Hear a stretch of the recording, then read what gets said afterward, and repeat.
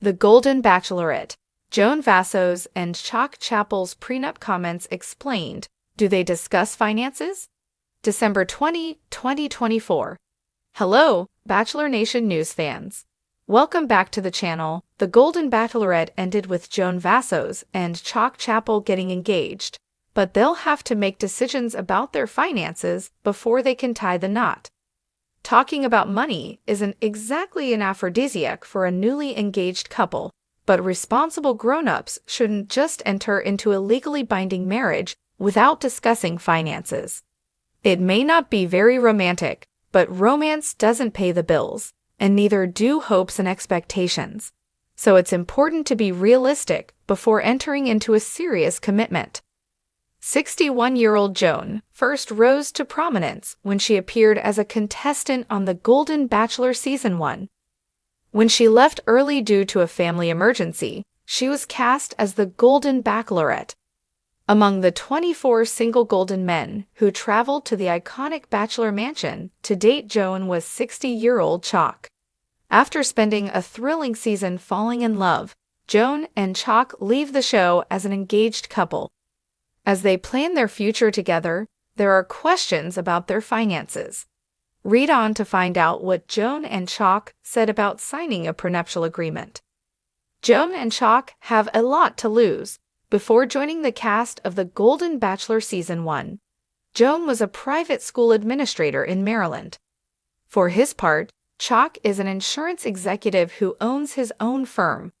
Both septuagenarians are accomplished professionals with successful careers, so they both have a lot to lose. They've both indicated that they plan to return to their day jobs, but they've both been growing impressive careers as social media influencers. Joan boasts an incredible 176K Instagram followers, and Chock is no slouch at 73.7K Instagram followers. Joan and Chock both also appear to be homeowners, so they have a lot to lose. Joan owns a home in Maryland, where Chock and his children spent Thanksgiving.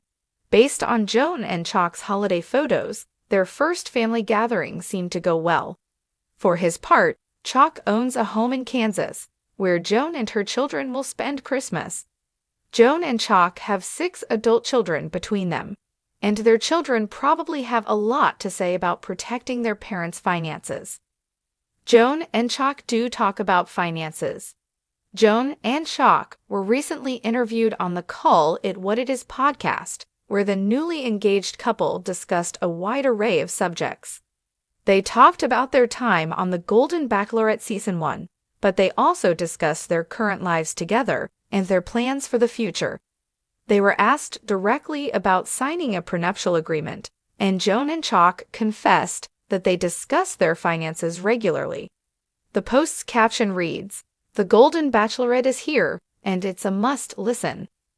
Though talking about money may make some people uncomfortable, the fact that Joan and Chock are willing to do it anyway is a great sign that they're both serious about making the relationship work. Joan and Chock are in their 60s, and though they enjoy successful careers, they are closer to the end of their working years than they are to the beginning.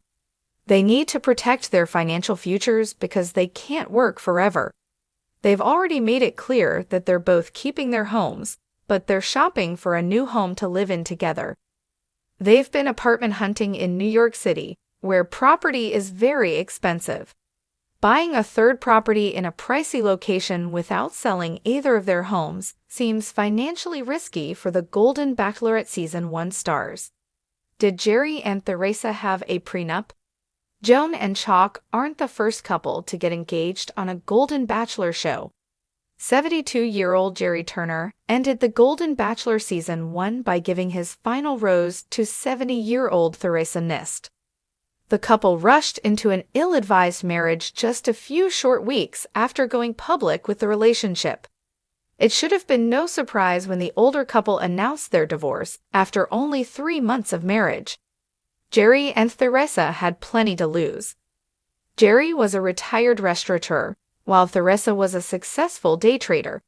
Jerry owned a lakeside home in Indiana, while Theresa owned her home in New Jersey. Once they announced their split, Questions and speculations about their financial circumstances became fodder for the ever-churning rumor mill. It was soon revealed that Jerry and Theresa signed a prenuptial agreement, so they were both able to walk away from the marriage with what they brought with them. Joan and Chock should take a page from Jerry and Theresa's playbook and negotiate a prenuptial agreement before getting married.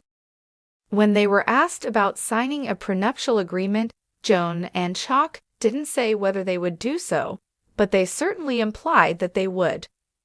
When the Golden Bachelorette Season 1 couple said that they were discussing finances, their tone suggested that they intended to do so. Joan and Chock both have children to think about, and Joan has to consider her grandchildren to consider too. It's not very romantic to think about divorce before there's even a wedding. Joan and Chock are in the throes of new love, so the last thing they want to think about is the end of the relationship, but it's the most responsible thing that the Golden Bachelorette couple could do. Joan and Chock also discussed the possibility of getting married, and it sounds like they'd definitely be open to letting ABC pay for their wedding.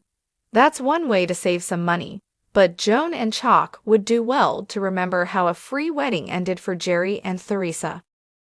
The importance of open financial discussions.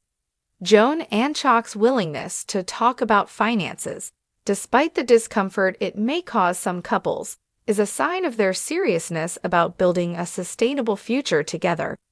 Financial conversations can often be awkward, particularly when discussing potential divorce or the possibility of protecting individual assets in the case of a split. However, for Joan and Chock, it seems that protecting themselves and their families is more important than avoiding uncomfortable topics. They both understand the importance of safeguarding their futures, especially as they approach their retirement years. The fact that they are planning to keep their current homes while purchasing a new one suggests that they are not only financially savvy, but also have a sense of how to balance their long-term goals with their emotional desires. As they look to marry, it seems unlikely that either Joan or Chock will enter into the union without a clear financial plan in place. While some may criticize the practicality of such a decision, the reality is that as older adults, they have far more to lose than younger couples do. A prenup could be one way to ensure that both of them remain financially secure, regardless of what the future holds. Do Jerry and Theresa's divorce influence their decision?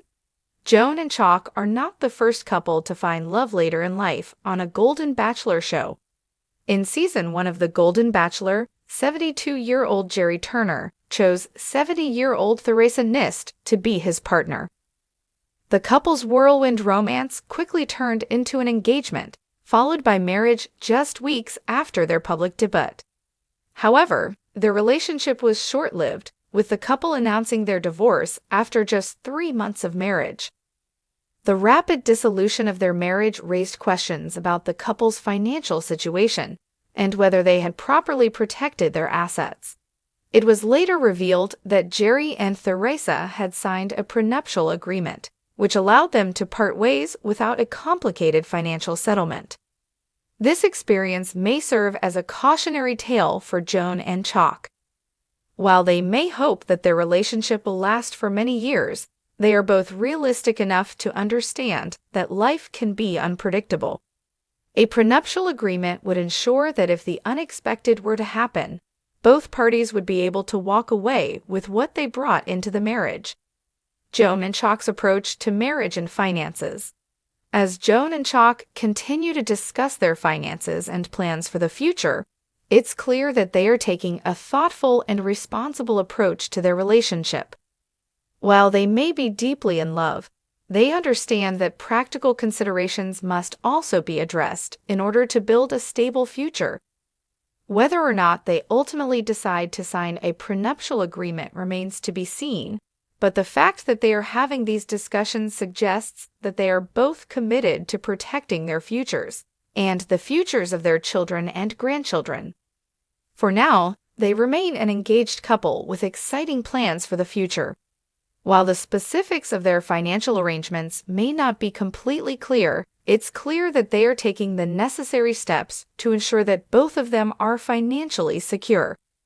This maturity and responsibility will undoubtedly serve them well as they navigate the next chapter of their lives together. Conclusion: love and practicality in the golden years.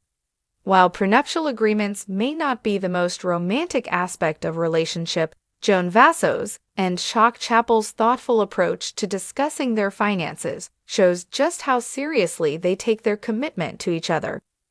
By being open about their financial circumstances and planning for the future, they are setting an example for other couples who might be navigating similar challenges.